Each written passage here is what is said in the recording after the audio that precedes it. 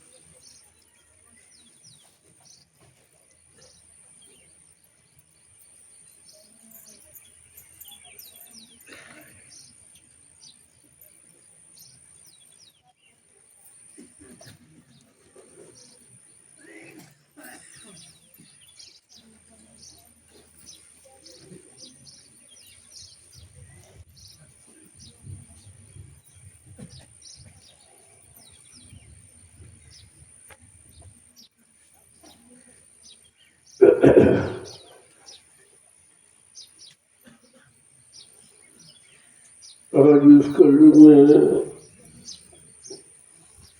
ये चीजें बड़ी मुश्किल है, ये नामुमकिन है,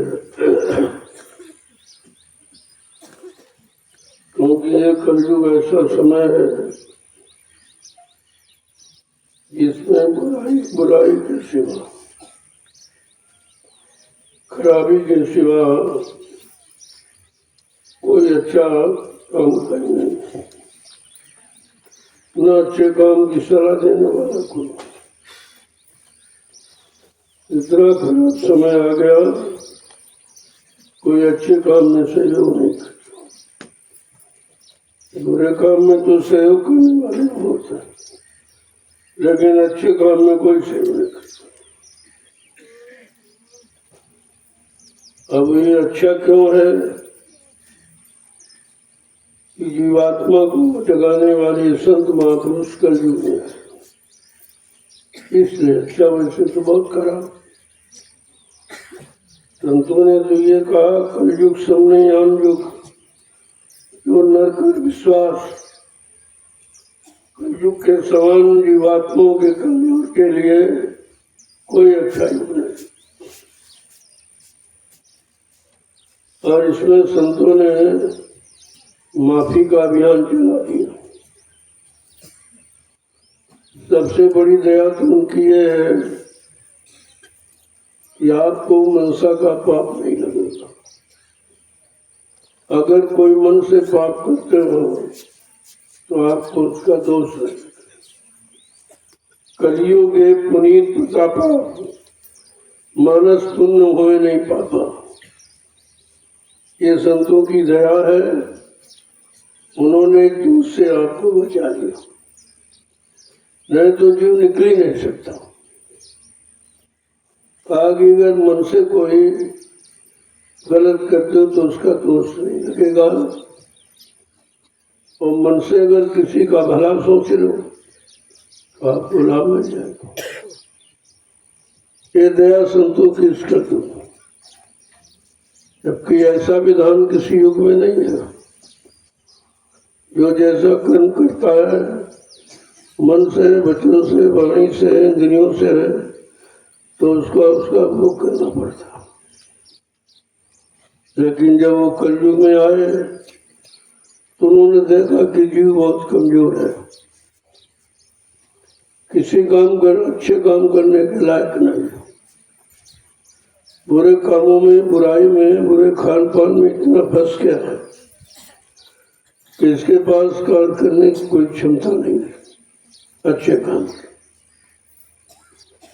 तो उसके लिए कानून बना दिया कि चलो इसको मनसा पाप से मुक्त किया जाए, और अगर मन से किसी के बारे में अच्छा सोच लेगा तो उसका लाभ मिलेगा। यानी हम लोग इतने खराब हैं, किसी के बारे में अच्छा सोच भी नहीं सकते, इससे बड़ी खराबी क्या। जबकि सोचने में कोई खर्चा तो नहीं आपको, लेकिन फिर भी यानी मतलब इतना खराब है मन का युग में कि किसी के बारे में अच्छा सोच नहीं सकते। या काहू की सुने बड़ाई, सांस ले जस बूढ़ी आई।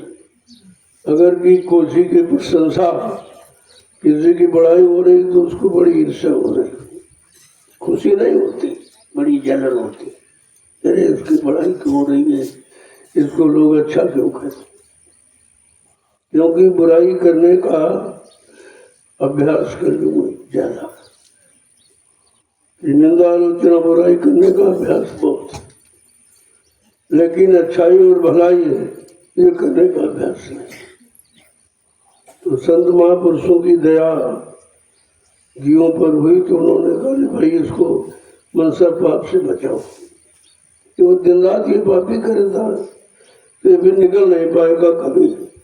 अगर ये दोष का परिणाम लागू हो जाएगा और इसकी सजा अगर मिले तो कभी नहीं निकल पाए। कहा इसको मनसा पाप की माफी दे दो, तो आपको माफी हो गई।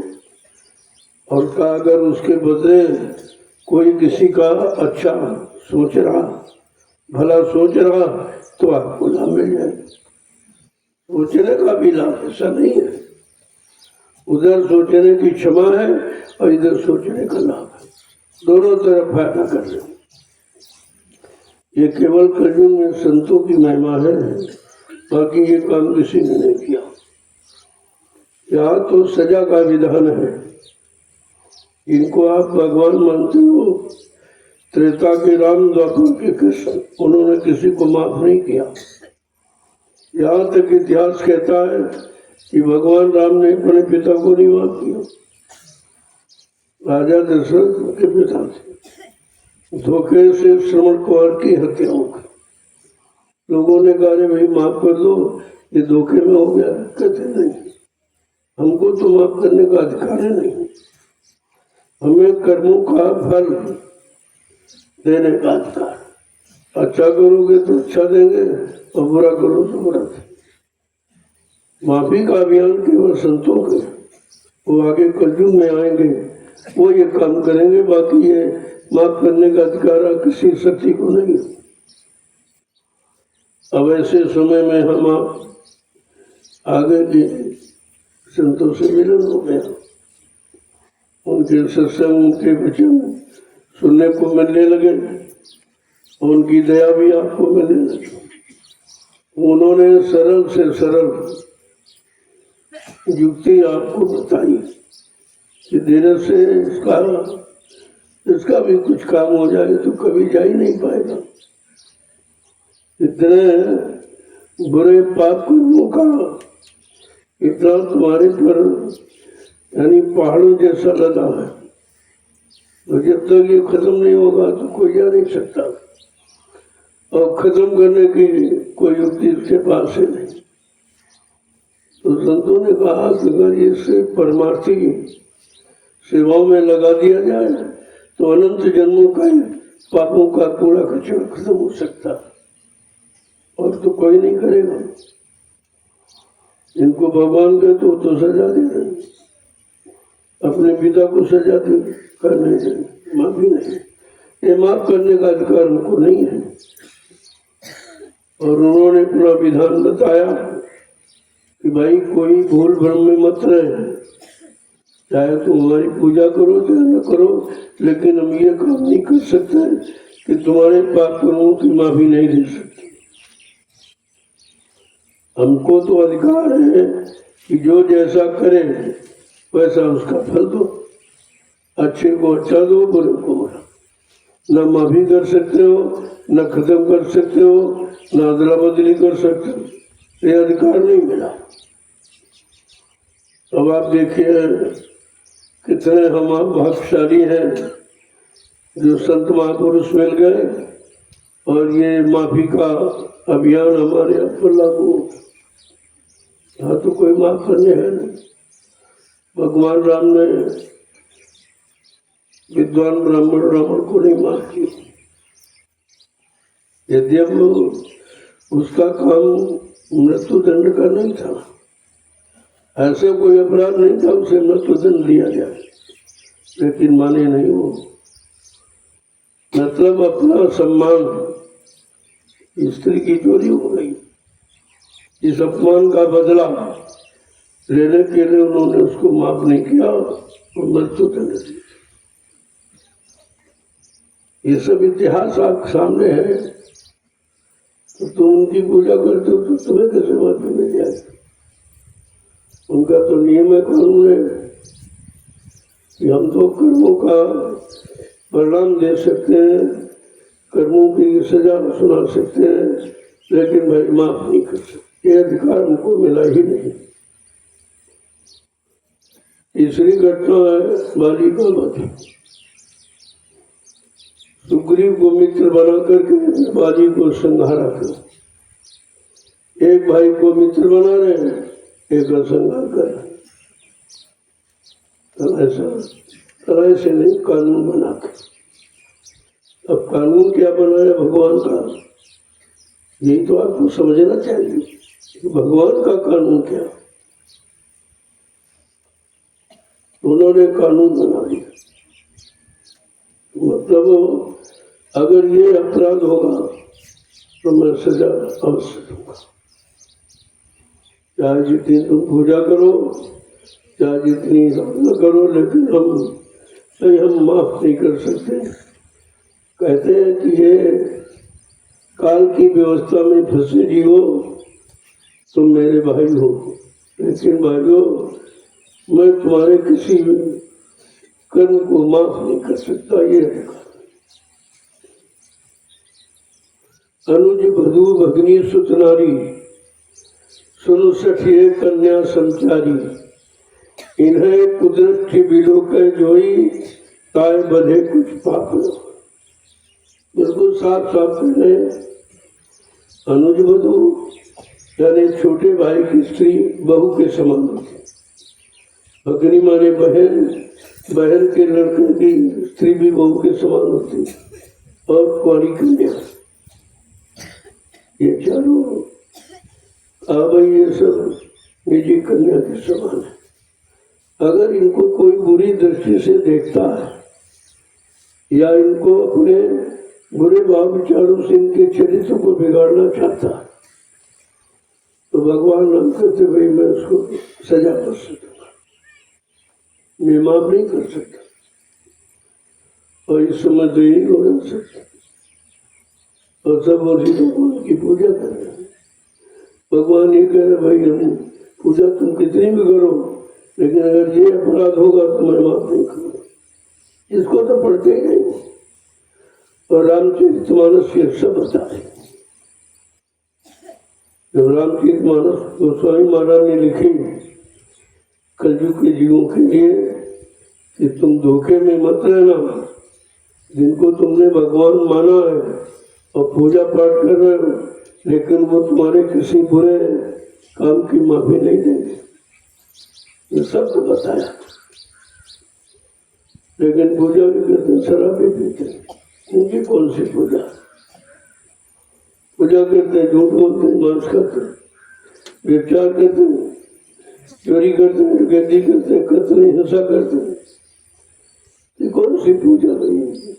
कौन सी पूजा का एक विधान है? क्योंकि जब तक संत महापुरुष नहीं मिलेंगे, तुमको अपने मानव कर्म की जानकारी भी नहीं कि वास्तव के मनुष्य के कर्म क्या है और मनुष्य का एकमात्र धर्म क्या है। ये तो जानकारी मिलेगी जब संत महापुरुष मिलेंगे, वो सब आपको बताएंगे, सब समझाएंगे कि किस तरह में आपको रहना है, परिवार में, समाज में, देश में, और कैसे कैसे काम करना है। ये सब जानकारी संतों के यहाँ है। अगर ऐसी जानकारी नहीं देंगे तो जीवों को निकाल कैसे पाएंगे और निकाल के घर कैसे पहुंचाएंगे? तो कहा कि जब ऐसा समय आ जाए और संत महापुरुष आ जाए, उनकी कोई खबर मिल जाए आपको, तो कहते हैं कि खोज भाग उनके ढिंग जाओ, आज ही रहो गिरो चरणों में, करो बंदगी नित्य। जब कहीं संत जगत में आवे, खोज भाग उनके ढिंग जाओ, आज ही रहो गिरो चरणों में, करो बंदगी नित्य। हो सकता उनकी दया मिल जाए। इतना करने पर आप उनसे दया पा सकते, तो बगैर दया के कोई काम होता नहीं। दया देने का अधिकार केवल सृष्टि में संत महापुरुषों को और किसी को। दया कोई नहीं आप पर कर सकता। हाँ, ये राजपाट, धन दौलत, मान सम्मान ये दे सकते, दिला सकते, लेकिन दया नहीं कर सकते। दया का मतलब सुधार और उद्धार, दोनों में दया। न तो तुम्हारे सुधार कर सकते हैं, न तुम्हारी जीवात्मा का उद्धार कर सकते हैं। वेदों का अगर सुधार करेंगे तो मारकाट हिंसा से किया, क्षमा करके नहीं किया, सुधार मारकाट करके। उनका इतिहास है कि हिरण्यकश्यप को मारा और जान से मार दिया। क्या ये मारना कोई सुधार है? अरे समझाना और उसकी बुद्धि को मोड़ करके अच्छे काम में लगाना, इसको सुधार कहते। तो उन्होंने सुधार नहीं किया, बस मार काट के खैर करते। यही रावण के साथ की, यही कंस के साथ हुआ, ये जरासंध के साथ हुआ। ये तो इतिहास आपका पड़ा हुआ कि जिनको तुम भगवान कहते हो, भगवान तो है लेकिन काल भगवान, यानी आपको बचाने वाले या क्षमा करने वाले, माफी देने वाले नहीं है, सजा सुनते। और संत दयाल भगवान है जो तुमको हर तरह से बचाते, तुम्हारा सुधार करते, तुम्हारी जीवात्मा के उद्धार का रास्ता बताते। इनको कहते हैं संत दयाल। ये दयाल भगवान, ये दयाल देश से आते हैं और वो शक्तियां महाकाल से, महाकाल के हुक्म से वो इस काल देश में आई। इसके लिए आई तो सुधार के लिए वो भी, लेकिन सुधार का उनका तरीका 4 नीतियों का, साम दाम भेद और दंड। पहले तो समझाएंगे और नहीं मानोगे तो कुछ लालच आपको दे, फिर भी आपकी समझ नहीं आ रहा तो फिर बताएंगे देखो वो नहीं माना उसको ये सजा मिली, वो नहीं माना उसको ये सजा मिली, तो मतलब यानी फिर उसको भी आप नहीं मानोगे तो अंततोगत्वा दंड विधान का प्रयोग करते हैं, यानी मार काट करते हैं। लेकिन संतों का ये विधान नहीं। तो मार काट तो बहुत बड़ी बात है, उनके यहाँ अपशब्द भी नहीं खाते। वो किसी के प्रति कटु वचन भी नहीं बोलते और किसी को बुरा नहीं करते, बल्कि उसको बुराई से बचाना चाहते हैं। जिन जिन बुराइयों में तुम फंस सकते हो आपको मालूम नहीं है, तुम फंस सकते हो उन बुराइयों से, आपको धीरे से निकालें और निकाल के अपना बना लेंगे और फिर वो तुम्हारी जीवात्मा का उद्धार करते हैं। ये काम केवल संतों का सृष्टि में, और ये काम कोई नहीं कर सकता। और जीव को यही चाहिए। पहले तो युगों में मालूम नहीं था क्या चाहिए क्या नहीं चाहिए। उस समय काल भगवान अपनी पूजा बताता है, भाई हमारी पूजा करो, पूजा करो, पाठ करो, तीर्थ करो, व्रत करो, हवन जब तो ये गंगा के काल की पूजा, क्योंकि इसमें कोई बोलने वाला, कोई समझाने देने वाला भगवान नहीं। कोई पत्थर का भगवान है, कहीं कागज का है, और कहीं पानी में ढूंढ रहे हो, कहीं तीर्थ मूर्त में ढूंढ रहे हो। अब है नहीं, आज भी फंसे लोग, ऐसा नहीं है अभी नहीं निकल पाया। तुम्हारा राजा फंसा, प्रजा को फंसा दिया। अयोध्या में क्या हुआ, एक पत्थर का भगवान खड़ा किया गया और सारी संपत्ति देश की खर्च की। पत्थर के भगवान को खड़ा करने में सारी संपत्ति देश की लगा दी, सारा विकास देश का लगा दिया, और दो पंचवर्षीय का समय उस पत्थर के भगवान को खड़ा करने में लगा दिया। ये हुआ और तुमको बता दिया केवल एक स्वार्थ के लिए। ये लोग सेवा कर देंगे, लोग चंदा देंगे, लोग पैसा देंगे, लोग सोना देंगे, लोग चांदी देंगे, सामान देंगे, मतलब यानी इसको पाने के लिए। तो ये जब खुद ही नहीं जानता तो तुम्हें क्या बताएगा। राजा को ज्ञानवान होना चाहिए, राजा को चरित्रवान होना चाहिए। राजा का गुण है, अगर चरित्रवान नहीं है और ज्ञानवान नहीं है और खान पान ठीक नहीं है, भाव विचार अच्छे नहीं है, और सबके प्रति समान भाव, अपनी प्रजा के वत पुत्रवत भाव हो, अपने पुत्र के समान लालन पालन करने का भाव हो, वो राजा बनने का अधिकारी है। ये राजा का गुण ही था पहले, लेकिन अब तो ऐसे कोई बात नहीं है।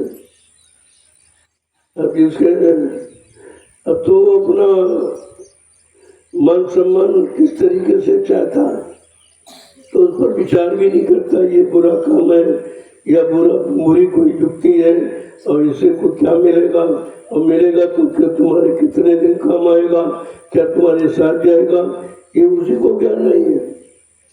जब राजा को खुद ज्ञान नहीं है तो प्रजा को क्या ज्ञान कराए। तो संत महात्माओं का विषय है ये काम उनका। इसीलिए राजनीति शब्द बड़े विचार के बनाए। राजनीति, राज का संबंध राजा से और नीति का संबंध महात्मा गुरु से। जब गुरु संत महात्मा नीति बता देते तो राजा उस नीति का पालन करता है। केवल इतना काम उसका था। लेकिन अब तो ऐसा कोई है नहीं, न कोई महात्मा है न कोई गुरु है, और ये सब निगुरे हैं, सब निगुरे हैं। और ये समझ ही नहीं रहे कि पिछले युगों में वो राजा कैसे थे, राजाओं का कर्तव्य क्या था। हर राजा अपना एक गुरु रखता था, मार्गदर्शक। तो किसी की जरूरत पड़ती थी वर्षों से पूछ लेते, कोई समस्या आ गई तो समाधान पूछ लेते थे। तो इसलिए हर राजा एक गुरु एक महात्मा को रखता था और समय संबंध से सलाह लेता रहता। तो उसकी राजनीतिक व्यवस्था और धर्मी व्यवस्था दोनों ठीक चलते थे। लेकिन ऐसा आज कुछ नहीं, सब निगुरे हैं ये। और निगुरे का इतना बुरा परिणाम है, एक निगुरा न मिले तो पापी मिले 1000। एक निगुरे की शीश पर 1,00,000 पापियों का, इतना बड़ा दोषी है न। और आज उसी निगुरे का दर्शन करते थे। उसी की बात सुनते हैं, उसी को सहयोग देते हैं, तो देश का भला, समाज का भला, परिवारों का भला, परिवार देश में रहने वाले इंसानों का भला कैसे होगा? वहां तो कोई भलाई का अभियान है नहीं, वहां स्वार्थ लोभ लालच का अभियान, अपनी व्यवस्था, प्रजा की व्यवस्था नहीं है, अपनी व्यवस्था, अपना मान सम्मान, अपना अधिकार, अपना ऐशो आराम, इसी में जो जनता का धन राष्ट्रीय कोष में जमा सब अपने ऊपर निजी खर्च कर रहा, जबकि ऐसा विधान नहीं था। पिछले युगों के राजा महाराजा बादशाह इस मामले में बहुत सही थे, कोई न कोई वो काम करते थे, उससे जो पैदा करते थे उसी से अपना काम चलाते थे, राष्ट्रीय कोष का धन छूते नहीं। कहा नहीं भाई, ये तो प्रजा का, ये प्रजा का, ये मेरा नहीं है, ये तो अगर इसका खर्च करें तो दोष लगेगा। इसलिए वो प्रजा के धन को अपने निजी ऐशो आराम में कभी खर्च नहीं करते। इतनी जानकारी उनको थी, लेकिन अब तो ऐसा कुछ नहीं है, सब खत्म। अब कदम कोई विचार नहीं है, कोई आचार नहीं है, कोई व्यवहार नहीं है, कोई प्यार नहीं है, केवल एक व्यापार रह गया और तो सब खत्म हो गया। व्यापार में कोई किसी को होता नहीं है। कहने का मतलब ये है कि कलयुग में आके व्यवस्था खराब हो गई और सब बेचारे धर्म से अलग, राजा भी अलग और प्रजा भी अलग। उन्होंने कहा कि जैसा राजा तथा प्रजा, धर्मी राजा धर्मी प्रजा। अगर राजा धार्मिक होगा तो अपनी प्रजा को धर्म की तरफ मोड़ेगा, सच्चाई की तरफ ले जाएगा, और जिससे कोई परेशानी न हो ऐसे शुभ कर्मों में कराएगा, ऐसे अच्छा खान पान कराएगा जिससे उसकी बुद्धि न खराब हो। लेकिन अब ऐसा नहीं कुछ, अब तो सब खराब ही खराब, और तुम अभी उम्मीद करते कुछ मिलेगा। जब 70 साल का समय निकल गया, कुछ नहीं मिला, कुछ नहीं दे पाए, तो अब तो इतना खराब हो गया कि कहां से देंगे, कहां से लाएंगे, और आपको क्या कर ठीक करेंगे, सब खराब हो गया। थोड़ा बहुत कुछ खराब हो जाता था तो ठीक हो जाता, जहाँ एकदम सब खराब है तो कहां से ये उससे ठीक करने का शुरुआत करेंगे। तो देखो 2 पंचवर्षी तो निकल गए, कुछ तीसरी आई, देखते जाइए, आप समझते जाओ। वो तो महापुरुष तो केवल इशारा करते हैं, बाकी समझना आपको, करना आपको, क्योंकि दुख और सुख ये पाना तुम्हारे कर्मों के आधार पर। जब जैसे कर्म करोगे तो सुख दुख आपके पास आएगा, क्योंकि उसका भी चक्र आएगा, सुख भी आएगा दुख भी आएगा। इतना मुझे अगर सुख दुख आएगा तो हम सब दुख आने वाले कर्म जरूर करेंगे, हम मानेंगे नहीं।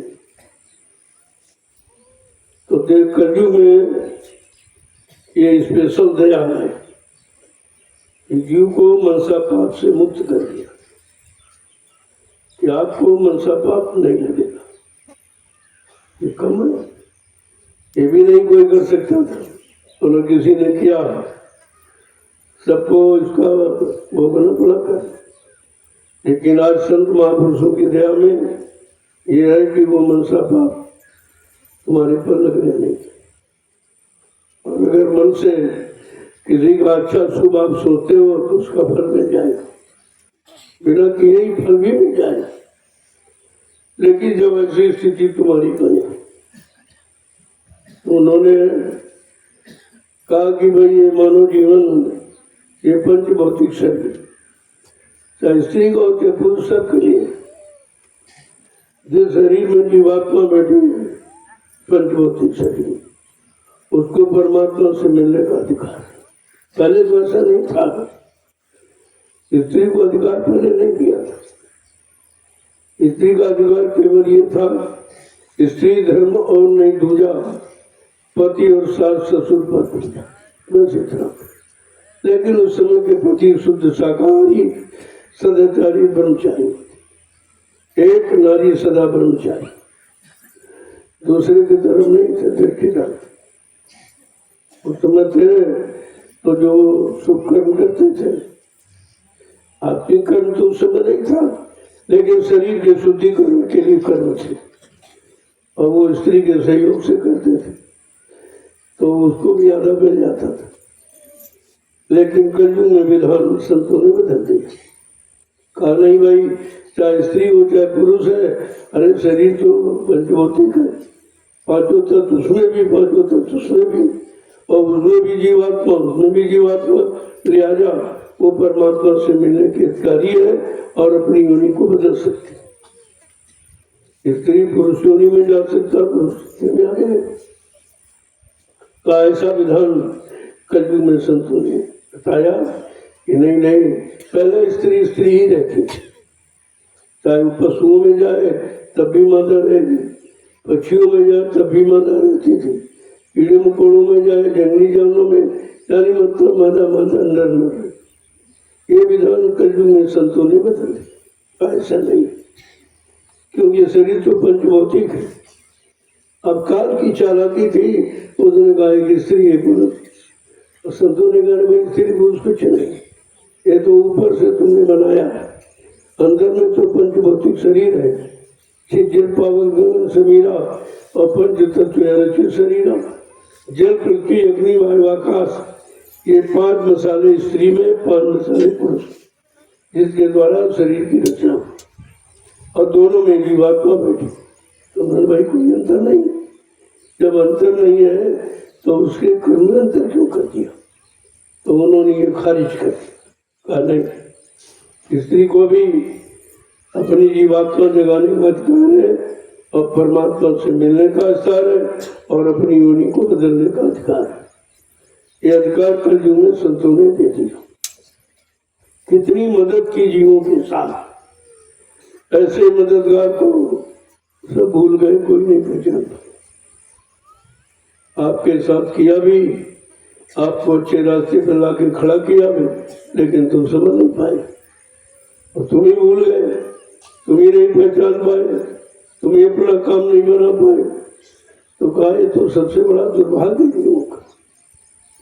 फिर भी कहते चलो ना समझ है, अज्ञानी है, मतलब वो भी विलासी है, नहीं समझ पाया, चलो एक बार इसको फिर मौका दे दिया है, तो ये दोबारा मौका आपको दिया गया, ये दोबारा कि अभी उनके वचनों को सुनो कि उन्होंने तुम्हारे बचने के लिए बताए थे, लेकिन तुम भूल गए थे।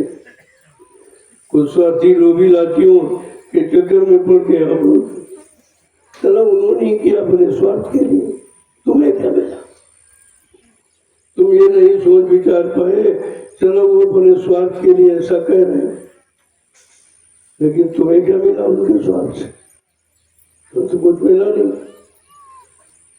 और ये ऐसा स्वार्थ है कि उनका भी ज्यादा दिनों तक नहीं चल सकता, ये ज्यादा दिनों नहीं चलेगा, समय खत्म हो गया। अब तो सबका पर्दाफाश होगा, दूध का दूध, पानी का पानी, सब समझ में आ जाएगा। तो कहने का मतलब ये है कि जब आप सत्संग वचनों को सुनोगे तभी तो आपकी समझ में आएगा कि भाई संतों ने क्या कहा या अन्य विद्वानों ने क्या कहा था, उनकी करनी क्या, इनकी करनी क्या, ये किधर लगाना चाहते, वो किधर आपको मोड़ के ले गए। ये सब तो देखोगे, सुनोगे, समझोगे तो बात है। देर तो इस बात की कि आप समझने में देर कर रहे हो, आप मुड़ने में देर कर रहे हो, आप विश्वास करने में देर कर रहे हो, बस ये देरी है। और उनके तरफ से कोई देरी, उन्होंने तो सारा मसाला बना के तैयार किया। कहा था जब तुमको इसके काबिल देखूंगा तो ये सौंप दूंगा, तुम्हारे लिए है, तुमको दे के जाऊंगा, कोई साल लेके थोड़ी जाऊंगा। लेकिन अब उसको पाने के लिए हमें बनने में कितनी देर है, उसके लिए उन्होंने समय रख दिया 1000 वर्ष का। अब की बार नहीं, दूसरी बार नहीं, तीसरी बार, कभी कभी तो समझोगे। देखो 7 जन्म तक सदगुरु पीछा करता है कि भाई तुम समझोगे कैसे नहीं। हम समझा के मानेंगे, हम तुम्हारी जीवात्मा को जगा के मानेंगे, घर पहुंचा के मानेंगे। अगर आज नहीं तो कल, नहीं तो परसों, समय तो उनके हाथ में। इसलिए उन्होंने 1000 वर्ष का समय निश्चित कर दिया कि इतने में सब बनेगा। जिनको नाम से जोड़ा है सबको ले होगा, बाकी नहीं रहेगा। कहा अगर तुम एक ही बार में चले जाओ, सामने अगर कुछ कर लो तो आपको मदद हो जाएगी, और जब शरीर से चले जाएंगे तो शरीर की मदद आपको नहीं मिलेगी। फिर आपको अपने आप सब करना पड़ेगा। अभी तो माफी है, सहूलियत भी है, कोई मतलब यानी फरमासी सेवा बना दी, कोई कुछ कर दिया, चलो यही कर लो, इसी से काम हो जाए, लेकिन फिर ऐसा कोई विधान नहीं रहेगा। इसलिए कहा था मेरे रहते रहते तुम अपना काम बना लो, ये तुम्हारी बुद्धि बनेगी। फिर पता नहीं अमन हो न हो, तुम्हें शरीर मिले न मिले और संतों का आगमन होना कोई जरूरी थोड़ी है। अभी तक क्यों नहीं आए? अभी 3 युग निकल गए, नहीं आए तो कलयुग में आया। फिर कभी कलयुग आएगा, फिर संतों की दया होगी, फिर कभी आएंगे, तो कितना समय लग जाएगा। इसलिए अभी तो रहते रहते अपना काम बना लो, तुम्हारी सरल, कोई न कोई तो सरल। कहा कि अपने भक्तों को, अपने प्रेमियों को अगर कुछ कठिन देखेंगे तो सरल बना देंगे। तो इससे सरल क्या है? मिट्टी की टोकरी सिर पे रखना, इससे भी कोई सरल काम। ये टोकरी नहीं रख रहे, अपने कर्मों के लदे बोझे को उतार रहे हो। अपना काम करो, किसी का नहीं करो। इनमें किसी का काम नहीं हो, तुम्हारा ही काम होगा। अब अपना काम कर रहे हो, जो समझ जाएंगे वो काम हो जाएगा। वो ऐसी व्यवस्था रखते हैं शंका पैदा हो जाए, और जो शंका नहीं करते, विश्वास करते हैं, उनके प्रति आत्मसमर्पित भाव है, वो तो निकल जाते, उनको कोई नहीं रोक सकता। तो इसलिए मानव शरीर मिला है तो उसके बारे में बता रहे हैं, जरा सुन लीजिए कि हम सबको मनुष्य शरीर मिला। मनुष्य शरीर का मतलब 5 तत्वों का शरीर, क्या स्त्रीत्व का पुरुष सबके लिए है। तो क्या कह रहे हैं? मिली नर दे ये तुमको बनाओ काज कुछ अपना। नर दे ये तुमको बना लो काज कुछ अपना। मिली नर दे ये तुमको बनाओ, नर दे ये तुमको बना लो काज कुछ अपना। हंसो मत आ के इस जग में जानियो रैन का सपना। हंसो मत आत इस जग में जानियो रैन का सपना। हंसो मत आ के इस जग में जानियो रैन का सपना। हंसो मत आत इस जग में जानियो रैन का सपना। मिली नर दे ये तुमको बनाओ काज कुछ अपना। नर दे यह तुमको बना लो काज कुछ अपना। जब इस तरह समझाते हैं कि ये पंच भौतिक शरीर जो मिला है इसमें अपना काम बना और बनाने को जो हम बिगाड़ते सब रहते हैं, सब आपने बिगाड़ दिया, कुछ नहीं रखा। फिर भी सांत्वना देते हैं कि चलो गया सो गया, लेकिन जो बचा है उसको तो संभालो, तुम्हारा उसी में काम हो जाएगा। कहते हैं कि गई सो गई और रही वो संभालो, न ये भी जाने वाली है। आज और कल, आज और कल, रात और दिन कहते कहते ये जीवन जा रहा है, ये जीवन जा रहा है और तुम इसी गिनती में पड़े। आज नहीं कल करेंगे, तो नहीं परसों करेंगे। अरे ये रोज का रोज कम हो रहा, जो बढ़ नहीं रहा। रोज के रोज तुम्हारी सांसें भी कम हो गई, एक दिन सांसें खत्म हो जाएंगी, ये शरीर खत्म हो जाएगा। ये सांसों की वजह से तो चलता है। जैसे चमड़े की धोकनी, देखो आप उसमें हवा भरिए तो फूल जाती, हवा निकल जाती तो बिछक जाती। वही इस चमड़े के शरीर कवर का है, ये चमड़े की धोकनी है। ये श्वास आती तो भूलती है, श्वास निकल जाती, बिछक जाती। बस रात दिन यही हो रहा, आ रही जा रही, आ रही जा रही, और एक दिन श्वास आना जाना बंद कर देती, तब ये बेकार पड़ा रहेगा। फिर इसे कोई स्वीकार नहीं करेगा, कोई नहीं कहेगा कि हमारा पिता है, हमारी पत्नी है, कि हमारा पति है, कि हमारा बेटा है, कि हमारी बेटी है, कुछ कोई नहीं कहेगा। सारे रिश्ते खत्म। कहेगा भाई ये तो अब मिट्टी है, अब ये मुर्दा है। कहते भाई ये क्यों कहते हो, शरीर में तो सारे अंग वैसे ही। करो नहीं, ये बोलता नहीं, बोलना पड़ता। ये बोलता कौन था, का ये भी बात होती। अरे इसके बारे में तो कभी नहीं सोचा। जो बोल रहा था, जो शरीर को चला रही थी, उसके बारे में कभी सोचा ही नहीं। जीवन को क्या, वो तो समझते थे रोटी सब्जी चावल दाल यही शरीर को चला रहे। अब जब जीवात्मा निकल गई तब कितना सामान डालो, इसे आप खड़ा नहीं कर सकते। ना ये रोटी खाएगा, ना पिया, कुछ नहीं खाए, कुछ नहीं देगा, किसी सामान का प्रयोग नहीं कर सकता जीवात्मा के निकल जाने के बाद। और ये तो संतों ने आपको बताया कि एक दिन जीवात्मा निकल जाएगी और तुम्हारा शरीर बेकार पड़ा रहेगा, इसको कोई छुएगा नहीं। और कहेंगे जल्दी करो, घर से निकाल, बाहर करो, भूत प्रेत बनकर हमारे घर में न रह जाए। मतलब यानी इतनी नफरत आपके साथ।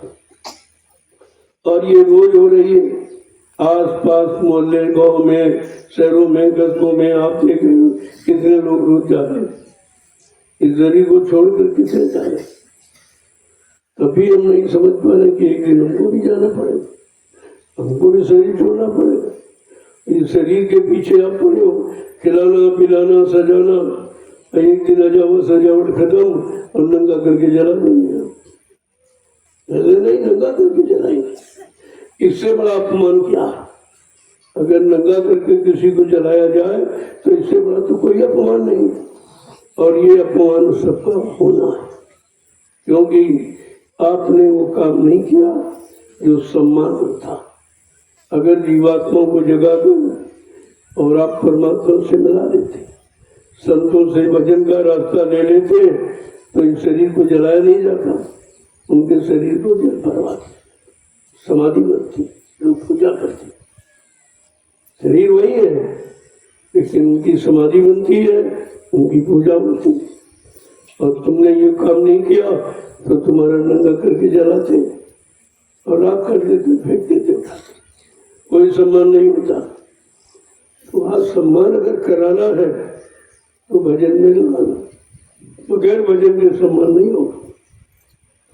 संतों की शरण में जाना होगा, अपनी जीवात्मा के कल्याण का रास्ता लेना होगा और उसकी नाम की कमाई करके अपना जीवन सार्थक बनाना, वहाँ का सम्मान होगा।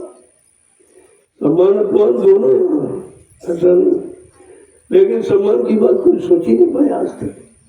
सब अपमान वाला काम करते हैं, रोज मारे जा रहे हैं, रोज जलाए जा रहे हैं, भूखे जा रहे हैं, फेंक दिए जा रहे हैं, कोई नहीं पूछता है, कोई नहीं मानता, लेकिन फिर भी वही काम, क्योंकि संताए नहीं थे, सच्चाई की जानकारी मिली नहीं थी, तो बेचारे सब इसी यानी जन्म मरण से छुटकारा पाए नहीं थे, इसमें फंसे रहे। आज अवसर मौका मिला तो आप उसका लाभ उठा लीजिए। ये लाभ आपको देने आए तो ले लीजिए आप, और उनके लेने से कोई खर्चा आपका नहीं, कोई ऐसा पैसा सामान आपको नहीं देना, वो मुफ्त में बिल्कुल फ्री आपको देते, लेकिन देने वाले कोई नहीं। दुनिया ऐसी बाबरी, कोई ग्राहक न बचिया, दुनिया इतनी पागल है कि कोई ग्राहक ही नहीं बनता सच्ची चीज का, क्योंकि बुराई में फंसकर बुराई की ही तलाश करते रहते, बुरे कर्मों में ही जाने का प्रयास निरंतर करते रहते, क्योंकि अच्छाई उनको किसी ने बताई नहीं। अब जब बताने वाले आ गए तो उन पर इतनी जल्दी विश्वास नहीं हो रहा कि हम सच्चाई को पकड़े। अरे कम से कम ये तो मालूम है कि बुराई को पकड़े थे तब तुम्हारा क्या हाल था, अब सच्चाई अच्छाई को पकड़ लो तब क्या हाल हो जाए। परिणाम तो तुरंत मिलता है, लेकिन कर्म करने में विश्वास नहीं था। आगे क्या कह रहे हैं, कहा ये जगत स्वप्नोत है। जैसे रात में आप सो जाते हो, आंखें बंद हो जाती तो रात भर सपना देखते रहे, और सुबह आंख खोली तो कुछ नहीं, अरे सपना था। ऐसे ही आंख खोले और दिन का भी सपना, जिस दिन आंख बंद हो जाए उस दिन सपनोत हो जाएगा। न मकान तुम्हारा, न दुकान तुम्हारी, न पति तुम्हारा, न पत्नी तुम्हारी, न बेटा भाई तुम्हारा, कोई नहीं। तुम्हारी सिर्फ जीवात्मा है, वो अकेली है। आपने जीवात्मा का साथी नहीं बनाया, क्योंकि जानकारी नहीं थी कि जीवात्मा का साथी कौन होता। कहा जीवात्मा का साथी संत महात्मा, वो महात्मा ही जीवात्मा के साथी, तो जीवात्मा का कल्याण कराने आए। इसको 4 खान 84 लाख लड़कों की योनियों से बचाने आए, फिर कभी तो यहाँ आएगी नहीं और न जन्म मरण में जाएगी। इस काम को करने के लिए संत महापुरुष आए, जो सृष्टि में कभी किसी ने किया नहीं, फिर भी तुम उनको नहीं समझ पाए। आगे क्या कह रहे हैं, देह और ग्रह सब झूठा भरम में का एको फसना, और के सब झूठा भरम में काहे को पड़ना। देह और के सब झूठा भरम में का एको फसना, देह और के सब झूठा भरम में काहे को फसना। मिली नर दे ये तुमको बना लो काज कुछ अपना, नर देह यह तुमको बना लो काज कुछ अपना। आज इसमें तुम फंसे हो, अज्ञानता भूल भ्रम में अपना मानते हो। का चाहे वो शरीर हो और चाहे घर मकान हो, ये दोनों यही रह जाएंगे। न शरीर साथ जाएगा, न घर मकान साथ जाएगा।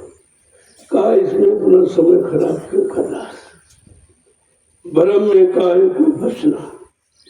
ये तुम्हारा भ्रम है, ये भूल है, ये अज्ञानता है, अरे इसमें क्यों फंस रहा है। ये तेरा है नहीं, तेरे साथ जाएगा नहीं, लेकिन समझ नहीं पाते। हम इसी शरीर में और शरीर के घर मकान दुकान जो बनाई उसी में आप फंसे रहते हो। आगे क्या कह रहे हैं, जीव सब लोभ में भूले काल से कोई नहीं बचना, जीव सब लोभ में भूले काल से कोई नहीं बचना। जीव सब लोभ में भूले काल से कोई नहीं बचना, बचना। जीव सब लोभ में भूले, काल से कोई नहीं बचना। मिली नर दे ये तुमको, बनाओ काज कुछ अपना। मिली नर देह ये तुमको, बना लो काज कुछ अपना। तो अब आप लोक में घुस गए और लोग कभी तुम्हारा हो नहीं सकता। तो फंसाने वाला काल का सामान है। न काम तुम्हारा, न क्रोध, न लोभ, न मोह, न अहंकार। ये पांचों शत्रु आप, ये तुमको बिगाड़ने के लिए तुम्हारे साथ लगा दिए और तुम समझ नहीं पाए हो और इसी में बेचारे से भूल गए और ये नहीं मालूम कि काल से तुम बचो नहीं सकते। काल से कोई नहीं बचेगा, उसको तो समय से वो ग्रसित करेगा। आगे क्या कह रहे हैं कि तृष्णा अग्नि जग जारा, पड़ा सब जीव को तपना। कृष्णा अग्नि में जग जारा, पड़ा सब जीव को तपना। तृष्णा अग्नि जग जारा, पड़ा सब जीव को तपना। मिली नर दे ये तुमको, बनाओ काज कुछ अपना। मिली नर देह ये तुमको, बना लो काज कुछ अपना।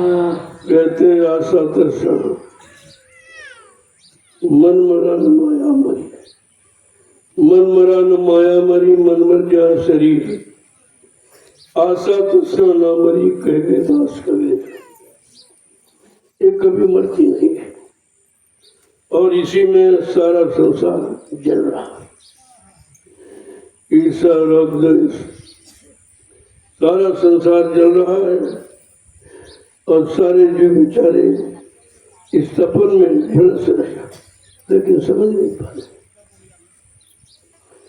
संत रात दिन समझाते लेकिन समझ नहीं पा रहा और जलता हुआ भी नहीं सोच पा रहा कि रात दिन जल रहे, फिर भी अलग नहीं हो पा रहा। आगे क्या करें, नहीं कोई राह बचने की, जले सब नरक की अगिना।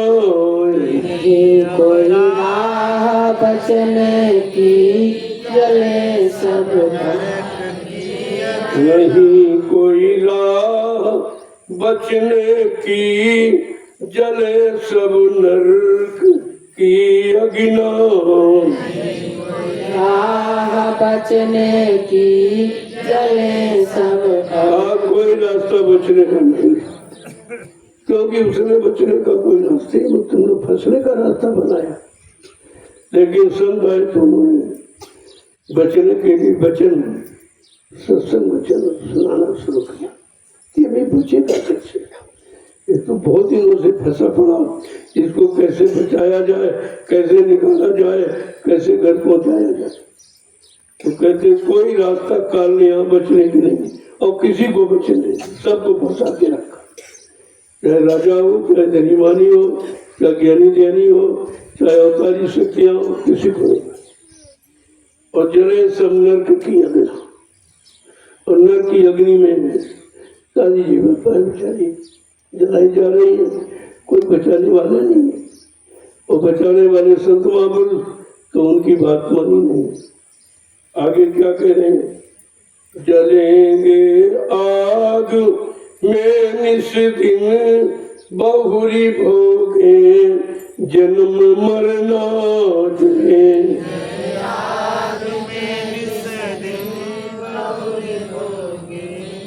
जलेंगे आग में निस दिन, बहुरी भोगे जन्म मरना जले।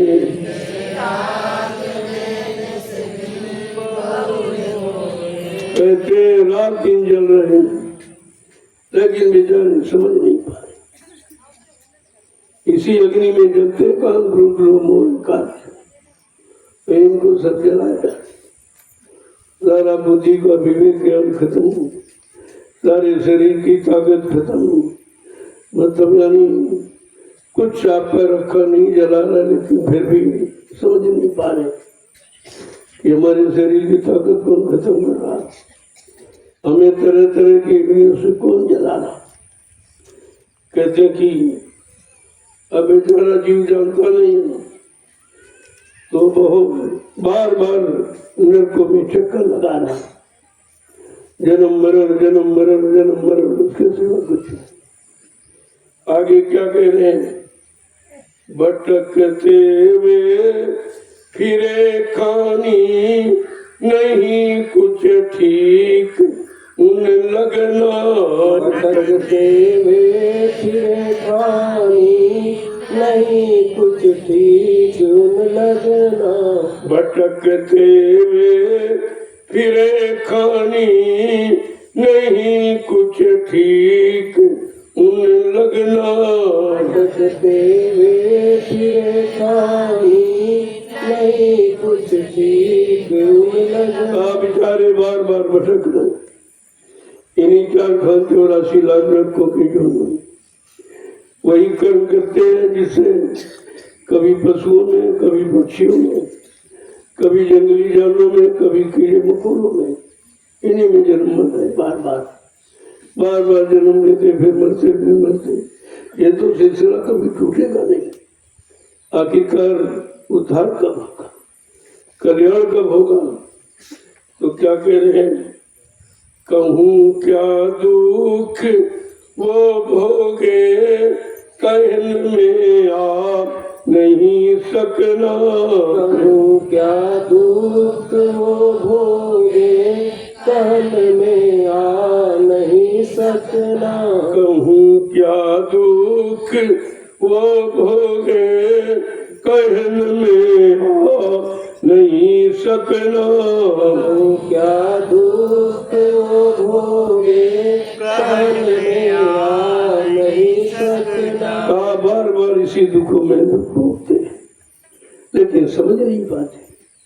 समझाया जा रहा भाई, बार बार कब तक तू जन्मता मरता रहेगा, इसे तो छुटकारा कभी नहीं मिलेगा।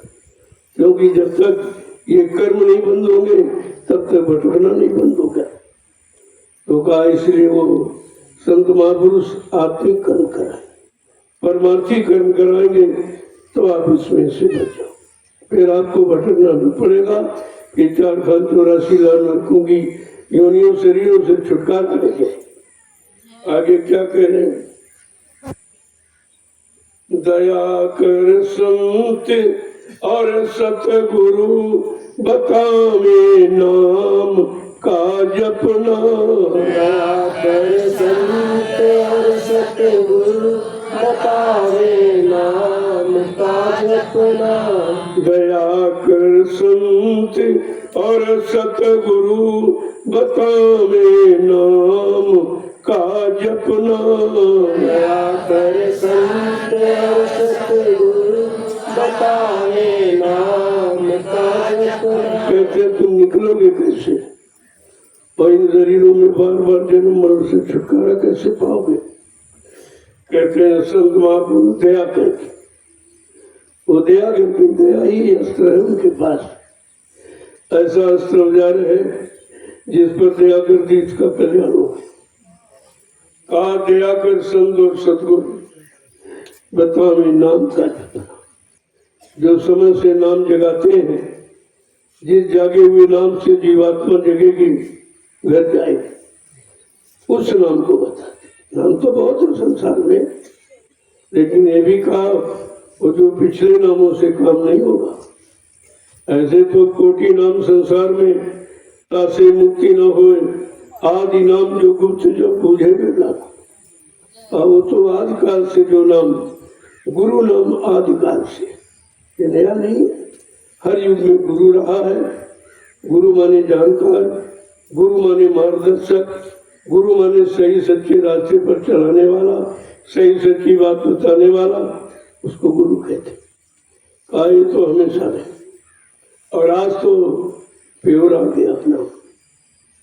ये रहे लेकिन नाम भिन्न भिन्न बताए, लेकिन आज तो कलयुग में गुरु ही नाम आ गया। जिस नाम से जीवात्मा का कल्याण होना है वही नाम आ गया।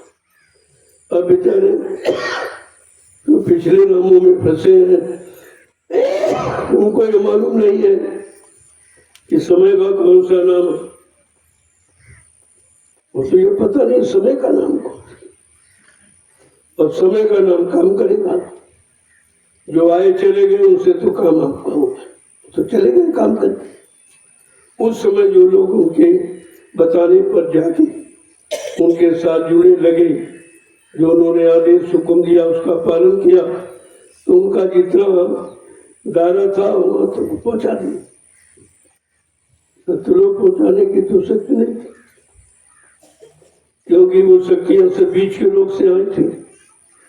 तो जिस लोग मंडल मुकाम से आए थे उसी मंडल मुकाम तक लोगों को पहुंचा दिया पुण्य कर्मों के द्वारा। और कहा एक दिन पुण्य कर्म खत्म हो जाएगा तो फिर आपको मृत्युलोक में आना पड़ेगा। पुण्य छीणे मृत्युलोक, जब पुण्य छीण हो जाएगा तो मृत्युलोक में फिर ढकेल दिया जाएगा। इसलिए 20 शक्तियों ने किसी जीवात्मा का कल्याण नहीं कर पाया, न अपना कर पाया न किसी का।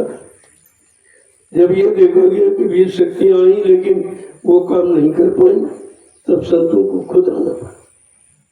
खुद अपने नाम को साथ लेके आए, नाम को जगाया, सिद्ध किया, कहा इस नाम से जीवात्माओं को पहुंचाऊंगा वापिस गया। फिर वो यहाँ कभी नहीं आए, कहा वो आवागमन खत्म कराएंगे। आगे क्या कह रहे हैं? न माने जुक्ति ये उनकी सुरति और शब्द का गहना। न माने जुक्ति ये उनकी सुरति और शब्द का गहना। न माने जुक्ति ये उनकी सुरति और शब्द का गहना। न माने ये उनकी सूरत और शब्द का कहते संत सदगुरु युक्ति लेके तो आए, रास्ता लेके आए, लेकिन मानने वालों की संख्या कम है। कोई कोई मान पाया, सब तो नहीं मान पाए। सब अगर मान जाते सबको कम हो जाए, लेकिन ऐसा है नहीं। मानेंगे वही जिनको जाना है, जिनको अपने घर पहुंचना है वही मानेंगे, क्योंकि काल की भी व्यवस्था खत्म नहीं की जाएगी। उसने भी तपस्या करके ये राज मांगा है, लेकिन जो संतों के कहन को मान लेंगे, उनकी युक्ति को ले लेंगे और सुबह शाम आत्मा के घाट पर बैठकर वो नाम की कमाई करेंगे, वो तो चले जाएंगे। बाकी सब संगा संदेह बोल ब्रह्म लोभ लालच में फंसने वाले यही रह जाएंगे। देखो मिले भी, लेकिन लोभ लालच बेचारे फंस गए। पहले भी फंसे थे, आज भी फंस गए। उन लोभी लालचियों ने तमाम को और फंसा लिया, नहीं समझ पाए वो बेचारे। तो जब बिरले ही जाने हैं तो होगा ही। काल तो अपनी चाल चलेगा, काल अपने जीवों को तुम्हारे पीछे लगाएगा कि जल्दी कोई निकलने न पावे, जल्दी कोई आत्मा यहाँ से जगने न पावे, अपने घर जाने न पावे, संतों की बात को मानने न पावे, उनकी संग सोबत में रहने न पावे। वो तो पूरा प्रयास करेगा, क्योंकि उसको अधिकार फंसाने का है। तुम किसी जीव को निकलने मत देना, वो जो मांगे वो देना। राज लो, पाट लो, धन लो, दौलत लो, रख लो, बच्चे लो, ये सब ले लो, लेकिन जाने की बात क्यों करते? अब आपको समझना है कि हमें घर जाना है कि काल के बहकावे में आकर यहीं रहना है। आगे क्या कह रहे हैं? बिना सतगुरु बिना करनी छूटे नहीं खान का फिरना बिना सतगुरु बिना करनी छूटे नहीं खान का फिरना बिना सतगुरु बिना करनी छूटे नहीं खान का फिरना बिना सतगुरु बिना करनी छूटे नहीं खान का फिरना। कह रहे ये 4,84 लाख जो काल ने फंसाने के शरीर बनाए, इनसे छुटकारा कोई दिला नहीं सकता। उसकी व्यवस्था कोई कमजोर नहीं है, बहुत बड़ी बनाई। कहते लेकिन बिना सतगुरु के और बिना जो वो करनी बनाते बताते सत्य निकलेगी तो बगैर उनकी दया के जीव नहीं निकल सकता। आगे क्या कह रहे हैं? कहाँ लग मैं कहूँ उनको कोई नहीं मानता कहना, कहाँ लग मैं कहूँ उनको कोई नहीं मानता कहना। कहाँ लग मैं कहूँ उनको कोई नहीं मानता कहना, लग मैं कहूँ उनको कोई नहीं मानता। लोगों संत महापुरुष कहते मैं कहाँ तक समझाऊं और क्या क्या बताऊं। वो बेचारे काल की व्यवस्था में इतने फंसे हैं कि मेरी बातों को समझ में नहीं आता। प्रयास तो पूरा किया जा रहा, ऐसा बात नहीं है, लेकिन आगे कह रहे हैं ये क्यों नहीं मानते हैं? हुए मन मुख फिरे दुख में बचन गुरु का नहीं माना। हुए मन मुख फिरे दुख में बचन गुरु का नहीं माना। हुए मन मुख फिरे दुख में बचन गुरु का नहीं माना। हुए मन मुख फिरे दुख में बचन गुरु का नहीं माना। काल सब मनमुखी हो गए। अगर गुरुमुख होता तो गुरु की बात समझता, गुरु के बताए रास्ते पर चलता तो अपनी जीवात्मा का कल्याण कर लेता। लेकिन सब मनमुख है, मन के कहे पर हमेशा चलते रहे, मन का कहना मानते रहे, तो इसीलिए बेचारे फंसे रहे। कहते कि मैं कहाँ तो गुरु को समझाऊं, वो गुरु की वाणी को वचन को सुनते ही नहीं। आगे क्या कह रहे हैं? पूजा में आप को जग में गुरु की सेवा नहीं करना। पूजा में आपको जग में गुरु की सेवा नहीं कोई करना। पूजा में आप को जग में गुरु की सेवा नहीं करना। जाने आपको जग में गुरु की सेवा नहीं करना। और अपराध ये करते अपने आप को बुझाते, बुझाने का मतलब सबका भार अपने फैलाते। ये और कर रहे, एक दो पहले का लगा वो तो उतर नहीं पाया, दूसरा और लाद रहे। अब उनको ये मालूम नहीं कि झूठा मान सम्मान क्यों लाद रहे। जब तुम उस काबिल नहीं हो और वो काम नहीं कर सकते हो, ये झूठा ये सब बोझा क्यों लाद रहे थे? समझाते तो बहुत है, वचन गुरु का नहीं। अगर सच्चे सदगुरु का वचन मान लेते तो इस अपराध से बच जाते। आगे क्या है? फिकर नहीं जीव को अपने पड़ेगा नरक में जलना। फिकर जीव को अपने पड़ेगा नरक। फिकर नहीं जीव को अपने पड़ेगा नरक में जलना। फिकर जीव को अपने पड़ेगा नरक में जलना। एक एक बात को देखो कैसे समझाते। कि तुम कौन कौन से अपराध करते हो और किए हो, अभी तक नहीं छोड़ पाए।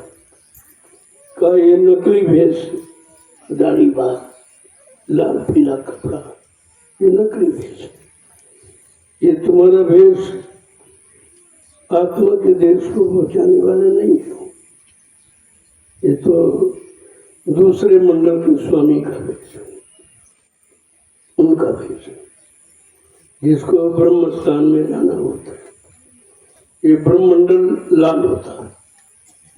ये लाल वस्त्र इसलिए दिया गया कि जिनकी चढ़ाई ब्रह्मंडल तक है, जिनकी पहुंच ब्रह्म तक है, उनको यहाँ पर आदेश था कि ये भेष बनाओ। जो लोग ब्रह्मंडल जाना चाहते हो उनको साधना सिखा देना। अब ये सब भिखारियों ने पहन लिया, जिसको देखो वो सब पहले घूम रहा।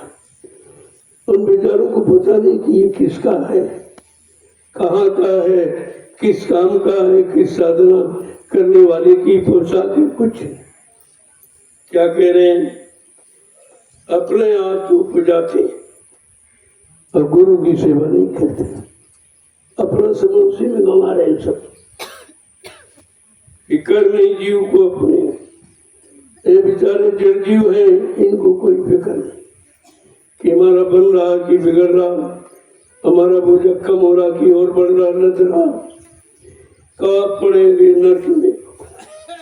जब इनको होश नहीं है, न संतों की बात सुनते हैं, न मानते, न करते हैं, इनकी जीवात्मा को बार बार नरकों में जलना पड़ेगा, ये बचा नहीं पाएंगे। आगे क्या कह रहे हैं, समझ कर धार लो मन में, कहे सतगुरु स्वामी निज बचना। समझ कर धार लो मन में, कहे सतगुरु स्वामी निज बचना। समझ कर धार लो मन में, कहे सतगुरु स्वामी निज बचना। समझ कर धार लो मन में, कहे सतगुरु स्वामी निज बचना। नरते ये तुमको बनाओ काज, कुछ अपना मिली। दे तुमको बना लो काज, कुछ अपना। असो मत आ के इस जग में, जानियो रैन का सपना। असो मत आ के इस जग में, जानियो रैन का सपना। ये सुधार नीति संतों की है, जो समझा के कह रहे हैं कि जो तुम्हारे साथ नहीं जाएगा तुम उसी को अपना बनाते हो, अपना मानते हो। जो सामान तुम्हारे सामने उसी को रात में इकट्ठा करते हो। कहा तुम्हारे में समझ ही नहीं, जानकारी नहीं है, क्योंकि संसार स्वप्नवत है। जैसे रात का स्वप्न, सुबह आँख खुली कुछ नहीं, कुछ हाथ नहीं लगता, ऐसे ये जागने का सपना जो खुली आंख से देख रहे हो, जो इकट्ठा कर रहे हो, एक दिन ये भी तुम्हारे साथ कुछ है। वो खुली आंख तो सपना गायब, और आंख बंद हुई तो ये सपना गायब। फिर आपके हाथ में महापुरुष एक एक वचन को कैसे समझाते, तुम कहाँ कहाँ फंसे हो, क्यों फंसे हो, किस कारण फंसे हो। का वो जीव की अज्ञानता है, उसका भूल भरम है, उसे संत महापुरुष मिले नहीं थे तो फंस गया। अरे जब मिले तब तो जागो, तब तो चेतो, और तुम्हारे सामने प्रमाण प्रस्तुत करते हैं कि देखो तुम्हारे परिवार से कितने लोग रोज चले गए। क्या वो दुकान मकान लेके गए थे, क्या रुपया पैसा लेके कुछ गए, वो तो नंगे आए थे, नंगे चले गए, कुछ नहीं। वो सब यहीं रखवा दिया जाएगा, कहेगा नहीं भाई ले जाने वाला सामान नहीं है, प्रयोग करने वाला, और तुमने दुरुपयोग भी किया, उसकी सजा पाओगे। और सामान हम देंगे नहीं, क्योंकि पीछे से और लाओ, उनको देना है, ये तो सबको देना है और किसी पर रखने नहीं देना है। यही भूल भुलैया है। कैसा भटकाता कि देता और छीन लेता। बेटा दिया छीन लिया, बेटी दी छीन ली, पति दिया छीन लिया, पत्नी दी छीन ली, और रोज रोते चिल्लाते रहते हो और कभी समझ नहीं पाते हो ये काल कितना बैरी है। देता है और छीन लेता है। फिर ये देता ही क्यों? कहता देता है रुलाने के लिए, तुम्हें पछताने रुलाने के लिए देता है, लेकिन तुम उसकी चाल को समझ नहीं पा रहे। बगैर सदगुरु की दया के कोई जीव काल की चाल को समझ नहीं सकता। आज समझ लो तो हर मन में कहे सदगुरु स्वामी ने वचन, ये उनके निजी सुधार के वचन है जो जीवों के प्रति रखते हैं। आज समझ लो और वचनों को धारण करो तो अभी तुम्हारा बच सकता है, सुधार हो सकता है, कल्याण हो सकता है। क्यों जो करने आया है वो बड़ी छूट दे रहा, इतनी छूट दे रहा कि एक घड़ी आधी घड़ी आधियों अपनी आप गोस्वामी संगत साथ की हरे को करोड़ों अपराध जन्मों की क्षमा हो जाएंगी अगर आधी घड़ी का भी सत्संग आपने विश्वास के साथ। कितनी बड़ी छूट है, लेकिन हम आधी घड़ी का भी सत्संग याद नहीं रख पाते, सब भूल जाते। अभी आपको कहा जा रहा तो तुम पीछे दोहरा नहीं पा रहे, तुरंत तुम्हारी बुद्धि नहीं काम करती, तुरंत भूल जाते हो। अभी देखो जो मैं कहता हूँ तुम दोहरा नहीं पाते हो, आधा गलत बहुत क्यों करेंगे, भूल जाते हो। ये भूल भलैया आज की नहीं है, बहुत पुरानी। ये संतों के वचन है, जब अभी तुम भूल जा रहे हो, नहीं उच्चारण कर पा रहे हो तो इनका प्रयोग कैसे करोगे? तो इसलिए उनकी रहनी गहनी आना पड़ेगा। जब रहनी गहनी समझ जाओगे तो धीरे धीरे अपना काम बनाने लगो। तुम्हें तो रहनी गहनी में रहना सीखना चाहिए कि संतों की रहनी क्या है, क्या गहनी, क्या ग्रहण करने को बताते, क्या लेने को बताते, क्या रखने को बताते, कैसे रखोगे, कैसे प्रयोग करोगे, ये सब समझाते। लेकिन जीव बेचारा इतना भूल भुलैया में पड़ा हुआ कुछ याद ही नहीं रहता।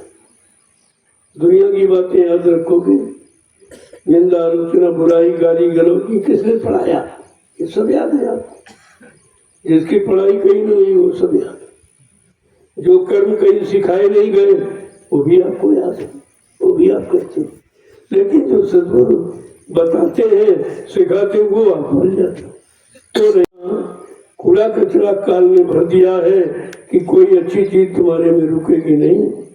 हमने इतना कूड़ा कचरा, इतनी गंदगी हमने भर रखी है, कोई सच्ची अच्छी बात तुम रोक नहीं पाओगे। कितना चैलेंज करके, लेकिन संतों ने भी चैलेंज किया है कि मैं लेने आया हूँ, लेकर जाऊंगा, तुम उसमें कुछ नहीं कर पाओ। हाँ, अगर वो जितनी जल्दी मान ले उतनी जल्दी चला जाएगा।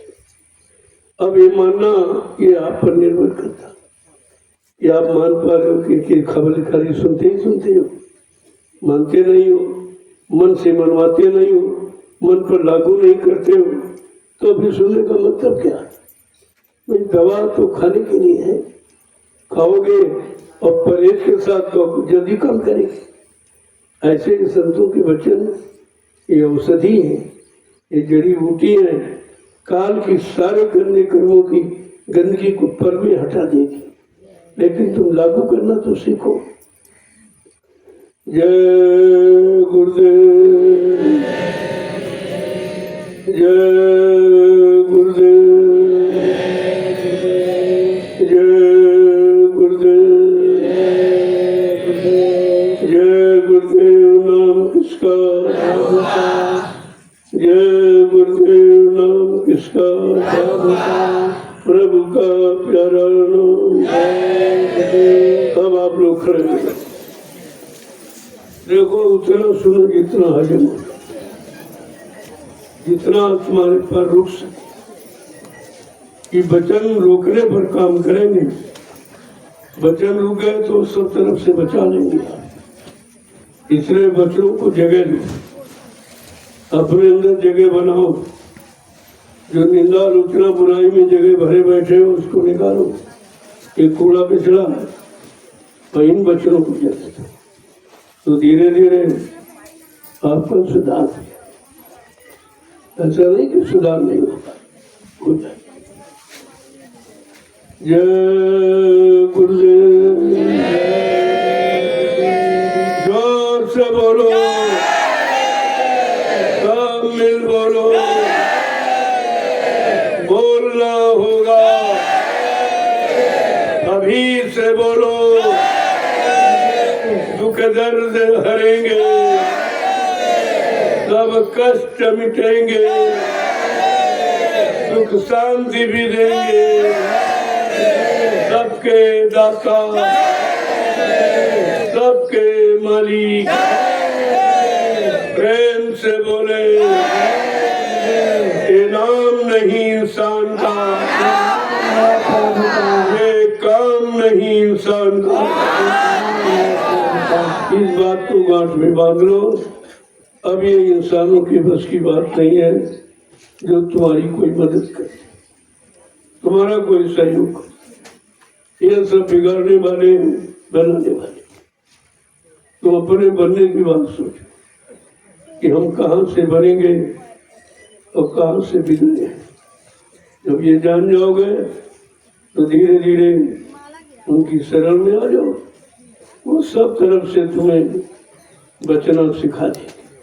काम से कैसे बचा जाए, क्रोध से कैसे, लोभ से, ये सब अनुभव आपको करा दे। धीरे धीरे यही अनुभव तुम्हारे काम आने लगे और तुम जान जाओगे अरे बस इसमें इतना ही, इसके अलावा कुछ नहीं। और इतने काम के लिए तुम फंस सकते, फंस ही रहे हो और सारे लोग इसी में फंसे। अगर धीरे से तुम्हें निकाल दिया जाए तो फंसना खत्म हो जाए। जय गुरुदेव। जो प्रेमी रामशाला में सेवा आश्रम के निर्माण में लगे, आप थोड़ी अपनी रफ्तार बढ़ा दो, जल्दी से उसको तैयार कर दो, क्योंकि कृष्ण जन्माष्टमी के पावन पर्व पर उस सेवा आश्रम का उद्घाटन, इसकी तैयारी सब। और हमारे ये लकड़ी वाले जो मिस्त्री हैं ये भी थोड़ा बड़ा काम करें ताकि वो मेन गेट है उसकी तैयारी होना बहुत है। मकान का परिचय गेट से होता है। अगर गेट सुंदर नहीं है तो मकान को कोई नहीं देखता, गेट को सब देखते। आप इतना अच्छा बनाओ, तुम्हारा भी नाम हो जाए और तुम्हारा काम भी हो जाए। क्योंकि ये गेट हिंदुस्तान के बहुत प्रांतों के लोग देखने आते, देखें। जो लोग रहेंगे वहाँ सुंदर ध्यान भजन करें, उनका भी काम हो जाएगा। और आपने जो बना के तैयार किया तो तुम्हारा भी उसका काम है, उसका लाभ आपको भी मिलेगा। ऐसा नहीं है, ये कोई मजदूरी वाला काम नहीं है, तो सेवा का काम, सेवा का फल बहुत बड़ा होता है। तो इसलिए जल्दी से इसकी आप तैयारी करो ताकि समय पर हो जाए तो अच्छा है। एक समय निश्चित कर दिया गया कृष्ण जन्माष्टमी और उसी पर ये उद्घाटन समारोह। अभी तो रक्षाबंधन का कार्यक्रम होगा, उसमें बहुत देती, अभी कितने ये सिलसिला बढ़ता जा रहा, रक्षाबंधन तक और बढ़ जाएगा। तो धीरे धीरे 1 महीने का कार्यक्रम, इतना बड़ा कार्यक्रम कभी नहीं हुआ, ये पहली बार हुआ। 1 महीने से ज्यादा समय जब से शुरुआत हुई सेवा, बराबर प्रेमियों का आना जाना लगा, सबको समय मिल रहा सेवा का। अभी गुरु पूर्णिमा का कार्यक्रम जब लाखों आदमी थे तो सेवा कहाँ मिल पाए, सबको रह गए थे बेचारे, भीड़ में नहीं सेवा में। और इस समय जो आ रहे हैं तो जो काम हो तो इनको पहले बताओ, तुम एक ही जगह सबको लगा देते, इतने आदमी तो जगह में खड़े नहीं हो पाएंगे, काम क्या करें? पहले समझा करो, इतना बड़ा जनमत है, इनको जगह जगह सेवा में लगा दो ताकि सेवा का लाभ सबको, कोई छूटने नहीं। ये उद्देश्य रखो और सब जगह जगह सेवा है, उसी सेवा में लगा दीजिए आप, तो सबको सेवा मिल जाए, उनके आने का जो मतलब है वो हल हो जाए। ऐसे बेचारे आए चले गए तो फायदा क्या होगा? ये तो सेवा के उद्देश्य से आए कि परमार्थ की सेवा इसमें चलना चाहिए, और जो चूक जाएंगे वो छूट जाए, क्योंकि भजन तो करते नहीं और ना वो सेवा करते, तो उनको कौन कहाँ खोलने जाएगा? वो तो जैसे कि तैसे यहीं फंसे रह जाएंगे। होशियारी चालाकी सब यही उनको लपेट के रख ले, निकलने नहीं दे। बड़ा चतुर बनते कि वहाँ मिट्टी ढो रहे हैं। अरे तू जानता नहीं है मिट्टी है, तेरी समझ में कैसे आएगा? मिट्टी तो तुम्हारे गांव में भी है, वहीं ढो लेते, यहाँ क्यों बुलाएंगे?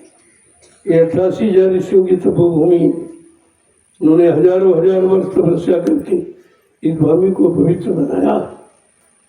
वो भूमि तुम्हारे काम आने वाली है, इसलिए तुमको बुलाया जा रहा है। भूमि पर तुम भी अपना लाभ ले, तुम्हारा भी परमार्थी लाभ हासिल हो जाए, तो दया पाने के अधिकारी हो जाओ।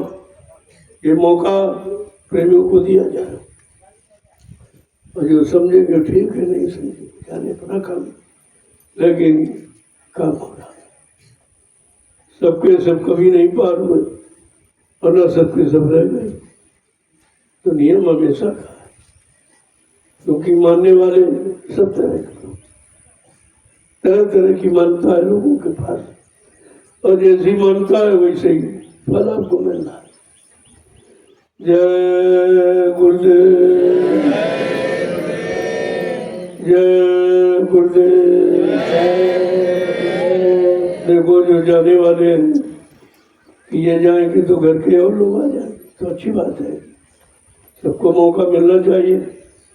जो जाने वाले हैं वो अभी मिलो, अभी मैं यहाँ बैठूंगा, आपसे मिलूंगा, कोई परेशानी तकलीफ आपको सुनूंगा, तो कुछ न कुछ मालिक की दया का एहसास आपको करा दिया जाए, बता दिया जाएगा।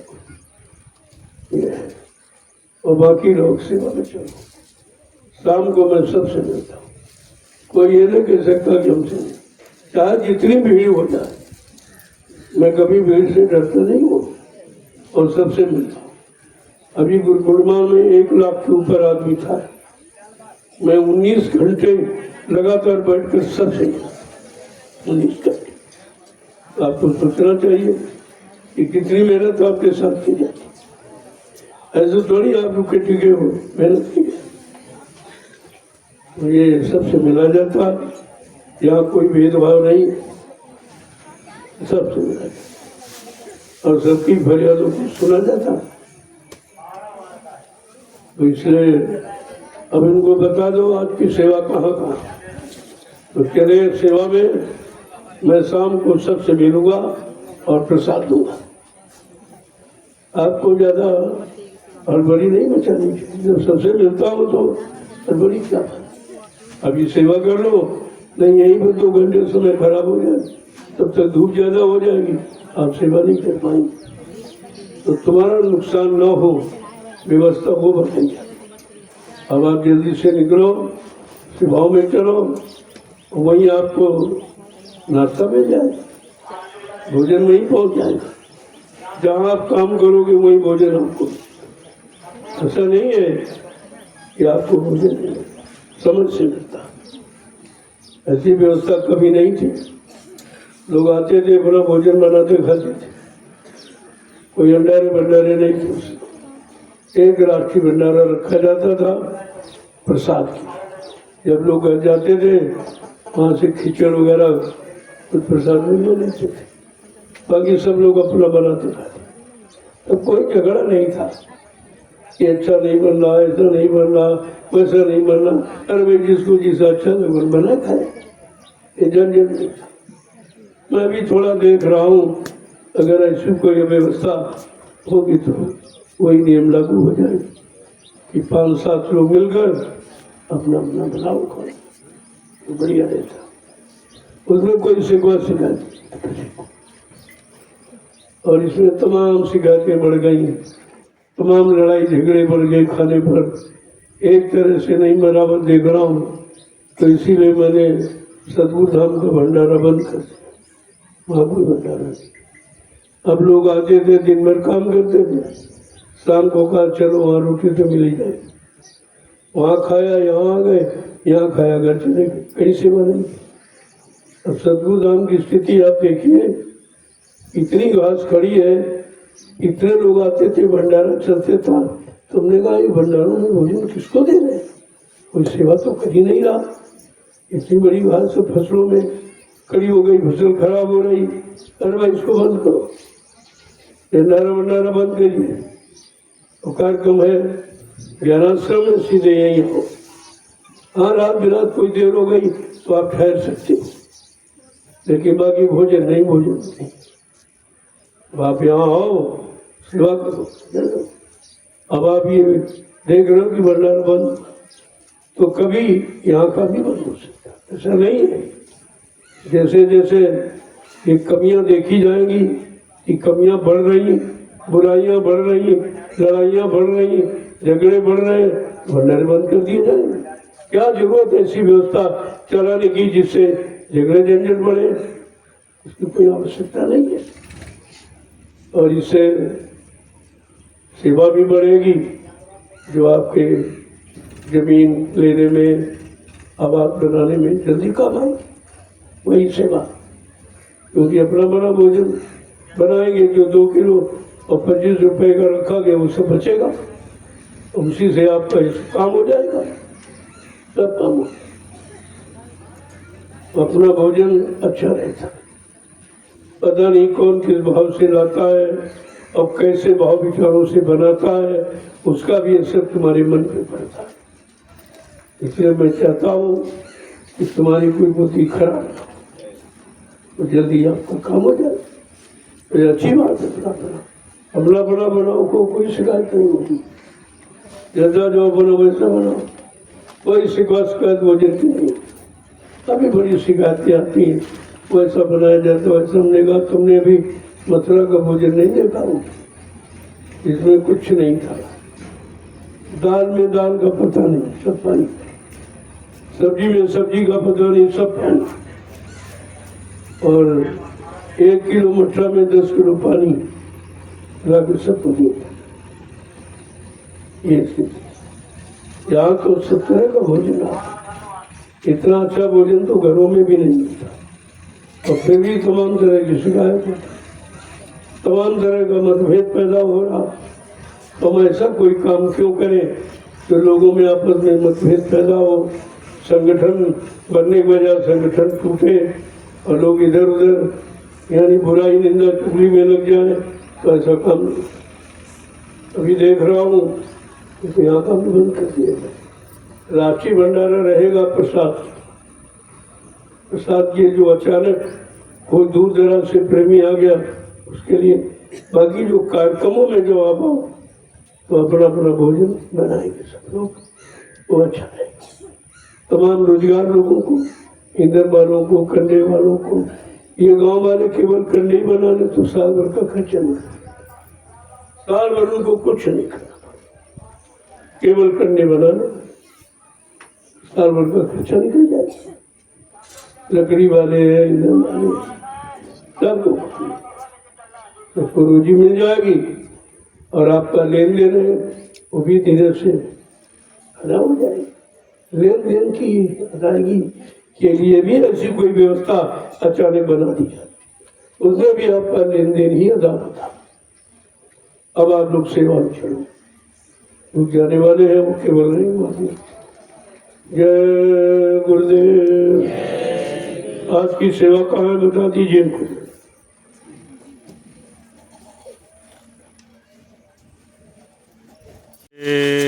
गुरुदेव। आज दिनांक 17 अगस्त 2024 को फिर एक नई ज़मीन पर जो दयाल बाग के थोड़ा सा पहले है, साफ़ सफाई की सेवा प्रारंभ हो गई है। सत्संग भजन के बाद सभी प्रेमी अब सेवा में लग चुके हैं। आके धीरे धीरे कोई आ ही रहे हैं। और लोग उठा उठा किनारे रखिए उधर।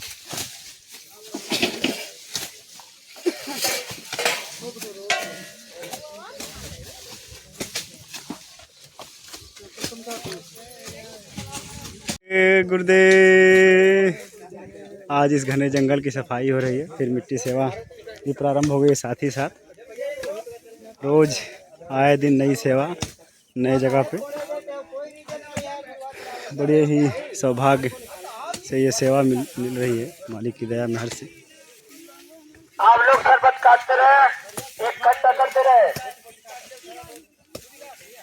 तैयारी करना है, ध्यान देना है, बराबर काटते रहेंगे आप लोग। एक खड़ा भागा और निकलते जाएगा, गहराई का पता नहीं होना चाहिए। ए माता बहने, फिर धूप हो जाएगी, सेवा नहीं हो पाएगी। आप लोग आ जाइए। तसला कहा था, वहाँ से आश्रम चले आया। जय गुरुदेव। जय गुरुदेव। ऊपर तक चले जाएगा ऐसे। ए दादा, अब तो छूट गया, देखो हाथ ले लो, अभी हाथ ले लो, फिर दोबारा उस साइड के लिए बराबर होता जाएगा। ऐसा करना है, ठीक है? पीछे का ऊंचा हो जाता है, नीचे का वो हो जाता है, ऐसे लेके चलना है। जय गुरुदेव। हाँ,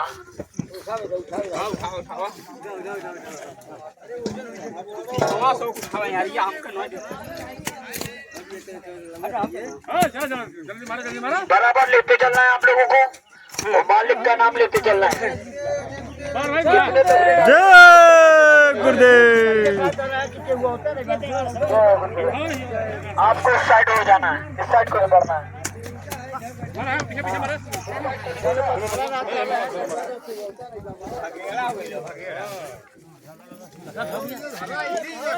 एक मिनट वहाँ खड़े हो जाओ भैया। आके सुनाओ भाई। पीछे जाओ। अरे इधर हम पाछे खड़े हो। आओ उठाओ।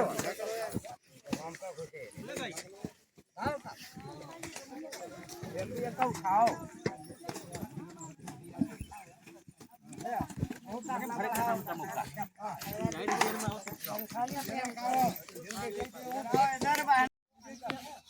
वो झंडा अंदर है, या वो झंडा अंदर तब सीधी होगी लाइन। अभी सीधी मिला। अरे क्या देख रहे हैं, सीधी मिला रहे हैं। सीधाई कहाँ जाएगी इसकी? किस पर जाएगी? ये जो कांच लगी हुई कांच पर जाएगी। हाँ देखो, हटिए हटिए हटिए।